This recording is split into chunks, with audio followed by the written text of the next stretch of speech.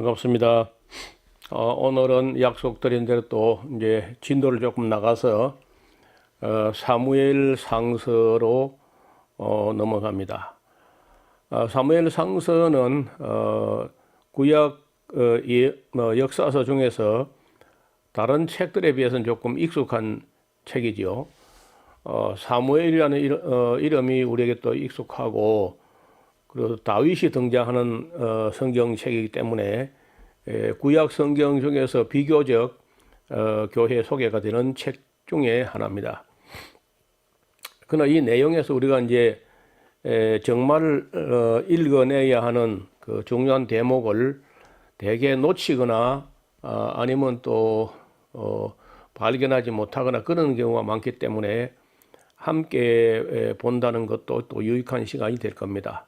먼저 이 사무엘 상서 안에 들어가면은 그 내용상 맨 먼저 그 사무엘 가정 이야기가 등장합니다. 그래서 뭐 사람들이 이 책을 사무엘 상서 이렇게 하는데, 그 히브리인들은 이 책 이름을 사무엘 상서 이렇게 이제 말하지 않고 좀 다른 그 이름을 쓰고 있는데, 한번 살펴보고 넘어가려고 합니다. 사무엘 상서를 히브리어 책에서는 그 사무엘서 하는데 상하서가 나눠져 있지 않고 한 권으로 묶어져 가지고 그냥 사무엘의 책이다. 세페르 시무엘, 사무엘의 책. 그래서 이 사무엘의 책이라면 사무엘이 기록했다는 것처럼 되어 있는데,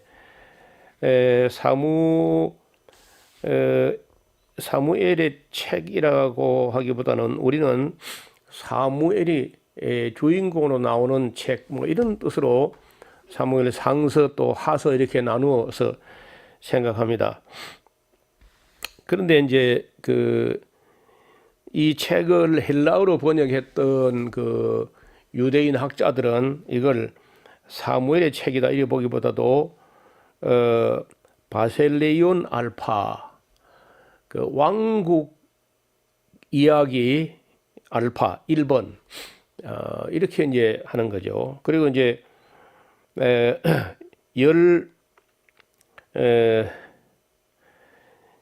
사무엘 하서를 또 바셀레온 베타 왕국기 2서 이렇게 이제 표현을 하고, 우리는 또 사무엘 상서 하서 이렇게 합니다. 어떻든 이 책에서는 역시 사무엘 이야기가 중요한 비중을 차지하는 것은 사실입니다. 그래서 일단 사무엘 가정 이야기, 사무엘 가정 이전에 이야기가 있는데 그게 바로 엘가나 가정 이야기죠. 엘가나 가정에서 이제 사무엘이 태어나니까 그때부터 사무엘 이야기가 되지만은 그 이전에는 사무엘 안 태어났을 때는 사무엘 가정이 아니고 엘가나와 한나의 가정 이야기가 되겠습니다.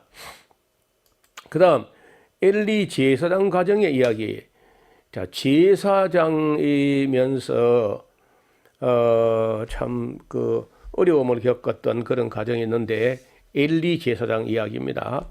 또 그 가정 이야기가 기록되어 있어요. 그래서 이 한 개인 이야기로 따로 떼지 않고 가정 단위로 하나님께서 주목하게 합니다. 그래서 우리가 가정을 참 중요시해야 되고, 가정을 가정답게 잘 세워나가야 됩니다. 교회도 교회다워야 하지만은 교회 이전에 가정이 바르게 되어야 인물이 그 좋은 가정에서 좋은 인물이 나오고, 또 그 좋은 인물이 가정에서 나와야 그 가정들의 연합이 교회를 이루기 때문에 가정은 최소 단위의 교회를 할 수 있어요. 그래서 성경은 노아 가정 이야기, 뭐 아브람 가정 이야기, 이삭 가정 이야기, 야곱 가정 이야기, 이렇게 가정 이야기를 합니다. 그러니까 성경은 매우 가정적인 그런 책이죠. 그래서 우리가 뭐 우리나라 같은 경우는 가정의 달, 5월을 가정의 달 이렇게 정하기도 하고, 가정을 소중히 여겨야 된다는 것이 이제 성경의 가르침이죠. 저는 뭐 어쩌면은 저도 목회자니까 또 교회를 중요시 하지만은 대체로 저는 교회보다 가정이 더 우선이다. 교회는 뭐 없어질 수도 있고, 교회는 뭐 문을 닫을 수 있고, 가정은 문을 닫을 수 없잖아요. 그래서 가정이 살아 있어야 돼요. 가정이 무너지고 나면 뭐 교회는 자동으로 무너지는 거죠. 그래서 저는 교회 일하고 가정 일하고 이런 거 할 때 성도들은 또 교회 일을 또 우선적으로 염두에 두고 해야 되지만, 저는 목회자로서는 가정에 위해가 되거나 가정에 부담을 주거나 이렇게 하지 않으려고 배려를 하는 편입니다. 그 다음에 이제 요엘과 아비야의 실수, 사무엘의 아들들인데, 사무엘은 뭐 그런 경건한 가정에서 좀 더 아들을 낳을 수 있는데, 어떻게 두 아들이 나왔는데, 그 사무엘이 그 요엘과 아비야라는 아들들이 부엘세바에서 판사가 돼 가지고 재판할 때 뇌물을 받았다 해 가지고 이게 아주 말썽이 났습니다. 요즘도 우리가 뉴스만 보면은 그저 뭐 뇌물 받은 사람 이야기, 일권 공부해 가지고 뭐 출세해 가지고 명망도 다 얻었는데 뇌물 받고 그냥 그 감옥 가버리는 그런 참 안타까운 이야기를 많이 듣습니다. 이 요엘과 아비야도 그런 사람이에요. 그 다음에 이제 결국은 이제 사무엘의 아들들이 이 모양으로 하니까 우리도 그냥 세상 나라와 같이 사람을 왕을 세우겠다 하는 또 그런 어떤 기류가 형성돼 가지고 결국 이스라엘도요 신정을 끝내고 왕정 통치로 넘어가는 그런 과도기가 있습니다. 왕을 구하는 이스라엘. 그 다음에 사울 왕이 등극을 하죠. 등극할 때는 뭐 겸손히 등극하는 것 같았는데 권력의 맛을 보더니 그만 완전히 이 사람도 맛이 가버렸어. 사람이 그 사람에게 권력을 주어 보면은 그 사람의 본색이 드러난다, 그런 말이 있어요. 그래서 권력을 가지고도 부패하거나 타락하거나 악하게 하지 않으면 그건 정말 좋은 사람이고, 대부분 권력을 가지고 손에 힘이 있거나 돈이 있거나 하면은 개인이든 국가든 간에 반드시 악을 행합니다. 손에 힘이 있고 돈이 있는데 악하지 않고 착하게 살았다, 그런 사람은 정말 좋은 사람이에요. 근데 찾아보기 어려워요. 대부분의 나라도 그렇고 대부분의 사람들이 힘이 있고 돈이 있으면 대개 그걸 가지고 좋은 일을 하기보다도 악한 일을 도모한다는 거예요. 사울 왕이 등극을 하면서 그저 실수합니다. 그리고 이제 다윗의 젊은 시절과 그 연단, 젊은 시절에는 이런저런요 연단이 필요합니다. 우리나라 속담에 젊어 고생은 사서도 한다, 그런 말이 있듯이 정말 젊은 날에 여러 가지 측면에서 그 강하게 연단을 받을 필요가 있다는 거죠. 그런 면에서 다윗은 참 준비된 지도자다, 이렇게 할 수 있겠죠. 그 다음에 다윗이 또 망명 생활을 꽤 길게 합니다. 최소 10몇 년을 사울 왕의 칼을 피해가지고 이래저리 그저 떠돌이처럼 유리방황하는 그런 모습을 볼 수 있는데, 그것도 그렇게 사울 왕의 눈을 피해가지고 이리저리 주변 나라를 그 망명 다니면서 오히려 그 나라 정세를 살피기도 하고 직접 간접으로 그런 면에서 나중에 유익할 수 있습니다. 그 다음에 이제 사울 왕과 그 왕자들이 길보산 전투에서 장렬하게 전사하는 이야기까지가 사무엘 상서 이야기입니다. 너무 빨리 끝났죠?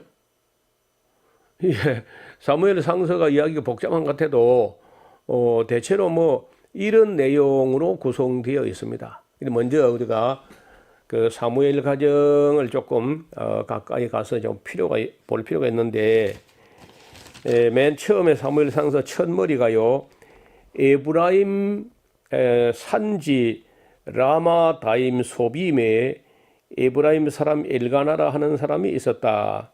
자, 이 구절을 가지고 가끔 에스라서 홈페이지에 혹은 저 개인 메일로 이렇게 질문을 해오는 사람이 있습니다.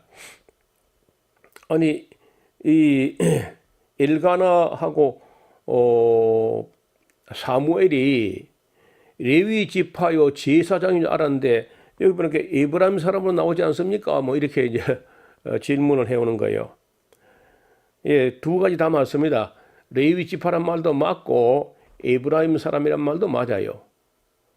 지난번에 잠깐 말씀드린 대로 레위 지파를 하나님께서 한 군데 집단적으로 모여서 한 지파를 이루고 살아가는 게 아니라 12지파 사람이 사는 곳이면 어디든지 가서 한 지파로부터 4개의 성읍을 할당받아 가지고 그 레위 지파만큼은 한테 뭉쳐 사는 게 아니고 전국에 편만하게 흩어져 살면서 그 지역 사람들에게, 그 지파 사람들에게 성경을 가르치고 역사를 가르치고 율법을 가르치고 신앙을 지도하고 모범을 보이고 이렇게 살도록 했기 때문에 이 엘가나 가정은 에브람 지파에 살고 있는 레위 사람들인 거죠. 그렇게 이해하시면 쉬워요.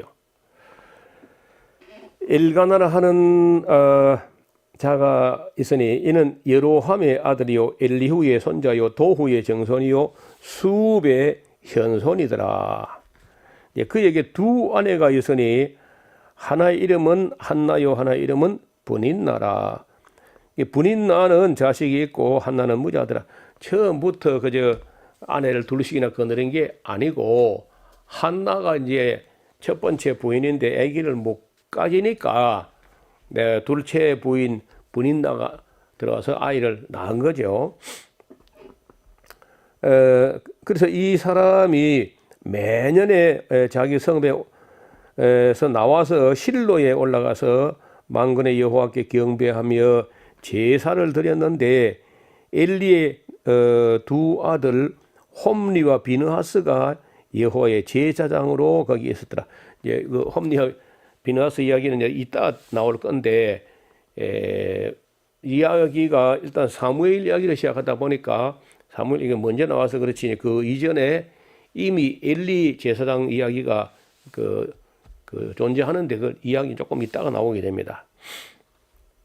엘가나가 제사를 드리는 날에는 제물의 분깃을 그 안에 브닌나와 그 모든 자녀에게 주고 한나에게는 갑절을 주니 이는 그를 사랑함이라. 그러나 여호와께서 그로 성태치 못하게 하시니 여호와께서 성태치 못하게 하심으로 그 대적 브닌나가 그를 심히 격동케 하여 번민케 하더라. 그러니까 한나가 아기를 갖지 못하는 것은 이제 이 역사가는 한나가 무슨 뭐 여성 신체적으로 혹은 생리적으로 무슨 결함이 있어서가 아니고 여호와께서 한나로 하여금 아기를 갖지 못하게 해서 못 낳았다는 거예요.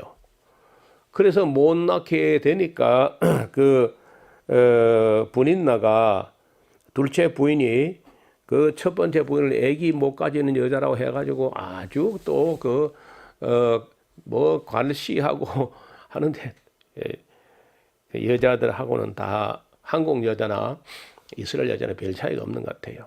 한국에도 뭐 그런 일이 들어 있었거든요. 그 둘째 부인이 들어와가지고 아기 뭐 아들 낳았다고 하면서 뻐기고 뭐 이런 일이 있는 거죠.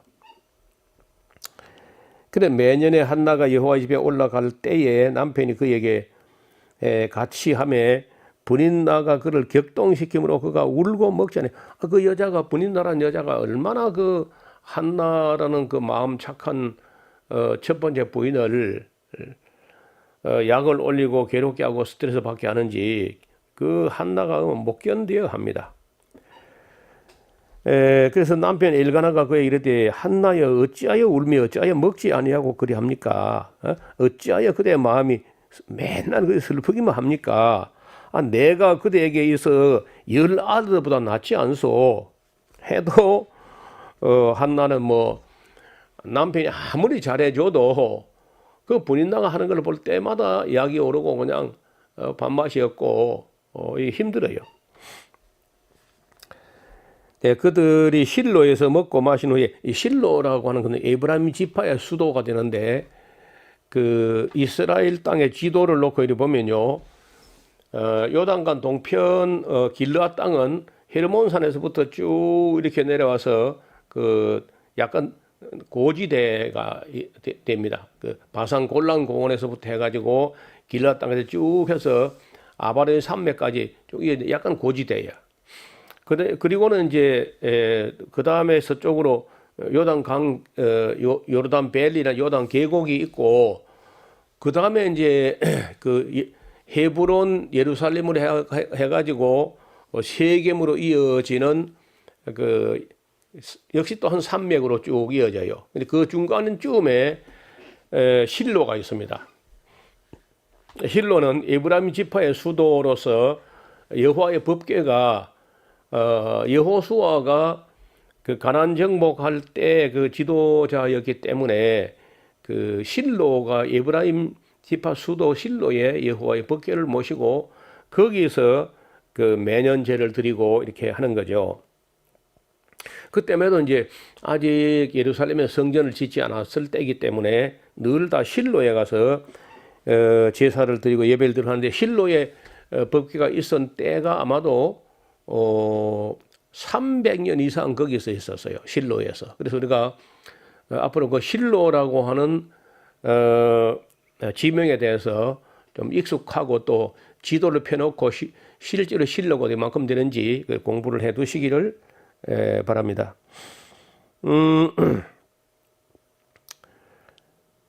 10절에 보면 한나가 마음이 괴로워서 여호와께 기도하고 통곡하며 서번하여 가로되 만군의 여호와여 만일 주의 여종의 고통을 돌아보시고 나를 생각하시고 주의 종을 잊지 아니하사 아들을 주시면 내가 그의 평생의 그를 여호와께 드리고 삭도를 그 머리에 대지 않겠나이다. 그가 여호와 앞에 오래 기도하는 동안에 엘리가 그의 입을 주목한즉 한나가 속으로 말하며 입술만 동하고 음성은 들리지 아니하므로 엘리는 그가 취한 줄로 생각한지라. 엘리가 그에게 이르되 네가 언제까지 그에 취하여 있겠느냐. 제발 그 포도주 좀 끊어라. 포도주로 말이야. 한나가 대답하여 가로되 나의 주여 그렇지 아니하니 나는 마음이 슬픈 여자라. 포도주나 무슨 독주를 마신 것이 아니요 여호와 앞에 나의 심정을 통한 것뿐이오니 당신의 여종을 악한 여자로 이기지 마옵소서. 내가 지금까지 말한 것은 나의 원통함과 격동됨이 많음을 인함이다. 엘리가 대답하여 그러되 그래 평안히 가라. 이스라엘 하나님이 너의 기도하여 구한 것을 허락하시길 원하노라. 가로되 당신의 여종이 당신에게 은혜 입기를 원하나이다 하고 가서 먹고 마시고 얼굴에 다시는 수색이 없었다. 아니 엘리 제사장도 그 한나가 무엇 때문에 그렇게 통곡하고 그렇게 애타게 기도하는지 내용도 물어보도 안 하고 그냥 하나님께서 내 기도 들어줄 거다 이렇게 한 거예요. 이래 봐요. 한나가 그 마음에 격동되고 해도 그렇다고 막 그 요즘 사람들처럼 뭐 하나님께 기도할 때 뭐 주여 삼창하고 막 이래 한 게 아니라 입술만 움직이는 게 보이고 엘리 제사장이 볼 때 소리는 들리지도 않았어요. 그래도 하나님께서 들으셨다는 거예요. 하나님은 귀가 어두운 분도 아니고 또 멀리 있는 분도 아니야. 그러니까 제발 하고 그 교회에서 그 주여 삼창 그런 거 하지 마. 차라리 만세 삼창을 하지 그래. 우리 교회는 그거 못하게 합니다. 나중에 이제 기도 문제 이야기할 때 또 한 번 더 언급하겠습니다만은 우리말 어법에 자기보다 더 손위에 높은 어른을 보고 말할 때 누구여라는 그 2인칭 혹격 전미사로 누구여 할 때 그 누구여 하는 것은요, 자기보다 높은 사람이 못 하는 거야. 자기하고 동격이거나 자기보다 아래 사람들을 끌어올려서 뭐 형제여, 결여여, 동포여, 그대여 이렇게 자기하고 동격이거나 자기보다 아래 사람들을 보고 누구여 이렇게 하지만은 자기보다 나이가 많거나 연장자거나 손 위에 분 보고 누구여 이렇게 하면 안 돼요. 근데 우리말 문법도 정리가 안 됐을 때 우리 이 말 성경이 나오면서 너무 섣부르게 그저 여호와여 주여 막 이렇게 번역을 했거든요. 그럼 이제 고쳐야 됩니다. 주님 하든지 여호와라는 말은 우리가 그 발음으로는 못하게 2인칭으로 혹격으로 발음을 못하게 했기 때문에 영어 성경 같은 데에서는 전부 다 그 여호와라고 하는 말을 로드로 바꿨어요. 주로. 근데 뭐 저는 바꾸자는 생각하지 않지만은 2인칭 혹격으로 하나님을 보고 맞대놓고 하나님 이름을 불러대는 거는 그건 또 잘하는 게 아니야. 그래서 기도하는 자세가 겸손하게 해야지 과함을 지른 거 윗사람에게 또 그 예의가 아니고 또 누구여라는 건 안 돼. 한번 여러분 해보세요. 가서 목사여 한번 해봐요. 목사님 사태가 벽사 목사여 해봐요. 내일 아침에. 아니면 장로님 사태가 장로여 해봐요. 기분 좋아 하겠는가? 그러니까 그런 것도 교회가 안 가르치니까 안 가르치는 목사들이 오히려 그런 선동을 해가지고 앞장을 서니까 이게 또 안 고쳐져요. 우리 교단은 그래도 그 장로의 신학대학 안에 국문학 교수가 한 분 있어가지고 이걸 그 교회에서 사용해서는 안 되는 용어를 전부 순화하는 차원에서 고칠 걸 다 그저 목록을 만들어가지고 목회 서신으로 오래전에 보낸 적이 있어. 그래서 우리 대한예수교 장로의 통합지역 교단 목사들은 조금 덜합니다. 그래도 뭐 입에 완전히 굳어가지고 실수하긴 하지만은 대체적으로 조심을 하고 좀 덜한 편. 우리 교회는 아직 안 합니다. 아예 여호와야 그런 것도 안 하고 주여 삼창도 안 하고 조심을 해요. 여기 한나가 기도하는 거 볼 때 그 13절을 보시면요. 12절 그가 여호와 앞에 오래 기도하는 동안에 엘리가 그의 입을 주목한 적 한나가 속으로 말하며 입술만 동하고 음성은 들리지 아니했다고 이야기하고 있습니다. 그래도 하나님 들으시는 거예요. 그래서 앞으로는 이 기도하는 자세부터 좀 한나에게 좀 배우고 우리가 좀 달라져야 돼요. 어떻게 그 하나님 막 이름을 막 냅다 여호와여 막 냅다 불러대고 그 하나님의 고함을 냅다 지르고 또 뭐 주여 삼창을 하고 이렇게 하니까 이게 이 추태가 그 외인들이나 교회 밖에서 누가 볼 때는요 흡사 광신도 들어가지 보이는 거예요. 전혀 아름답게 안 보여요. 그리고 하나님 앞에 나아가서 기도할 때 공예배 기도 같으면요 그 메모를 해야 됩니다. 기도 전문을 다 쓰면 좋고 다윗이 기도할 때 전부 원고를 다 써가지고 말을 더듬어서 군더더기 없이 깔끔하게 써서 기도했기 때문에 그 다윗의 기도문이 오늘 시편을 남아 있는 거예요. 말이 막히면 하나님 아버지, 또 막히면 아버지 하나님, 또 막히면 주여 아버지, 또 막히면 주여 아버지 주여. 이게 계속 막 반복하고 이렇게 하면 그런 주태를 부리는 것을 불신자가 보면요 교회를 통째로 무시합니다.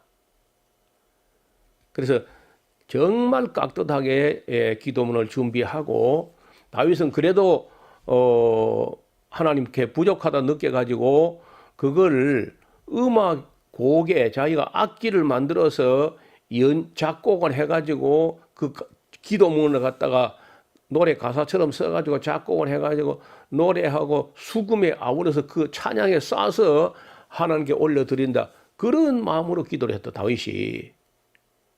그래서 우리가 이 구약 성경에서부터 이제 우리가 잘못 배우는 게 없이 바르게 배워가는 게 좀 중요하다고 봅니다.